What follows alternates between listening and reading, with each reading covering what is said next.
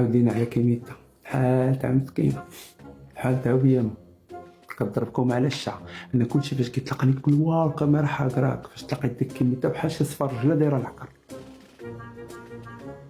بحال تاع مسكينة، ولحمها مدقص بحال شي فقاصة بايته في الثلاجة.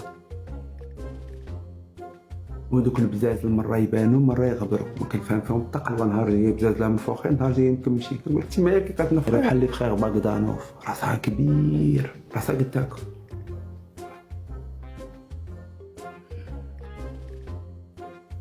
راسها فطح قداش راسها. انا فاش شتا دخلت هي جايه وكيبان لي غير راسها من البعد.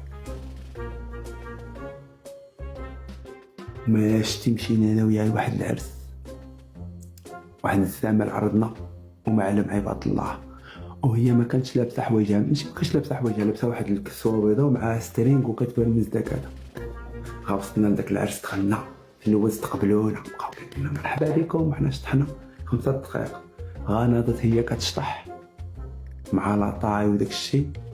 العريس شافها ناض من بلاصتو، شي واحد خليجي ساتر شي وحده كنلقاها قال لك في قطار ولا ما عرفت داكشي، بدا كيصفق وهي تصيفط لها النكافه، جات شدات كيميتا من هنا سيري قدامي، عرفتي بحال داروا بحال داكشي ديال تيندو. والله الا خطف قصري وداوها رماوها في واحد الشرطه ودخل لها مسمار في رجليها وسدوا على الباب قالها والله الا خرجتي تلبسي تقشيطه.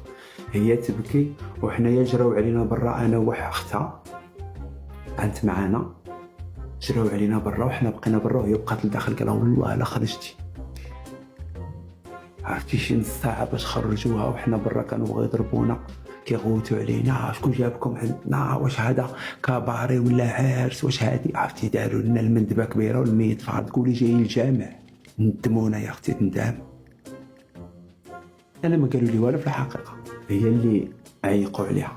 وفي الاخر والله ما خرجت حتى لبسات كشيطه. قلت لها يا بنت قحبتي الله شي ما وريتي، انا ما شفتهمش. انا كنت سهران في ابراهيم باشا، وكانت هي وداك الريفي جاو تما تعشاو ومشاو، ما شفت ما ريت بحال شي كوبل عادي، راجل ومرته ولا صاحب وصاحبته ولا ما عرفتهمش اش دايرين. كانت معايا واحد البروشه بنت واحد صاحبتي، قالت لك لاله عزيزه عليهم تابعها، قالت لي عافاك نوض معايا عندها نتصوروا. مشيت عندها قلت لها سمحي لنا على الازعاج، واش ممكن هذه تصور معها؟ قالت لي وانا ندير هذاك القش وجينا وصافي. هذا الشيء اللي كان فمها واصلت لهنا،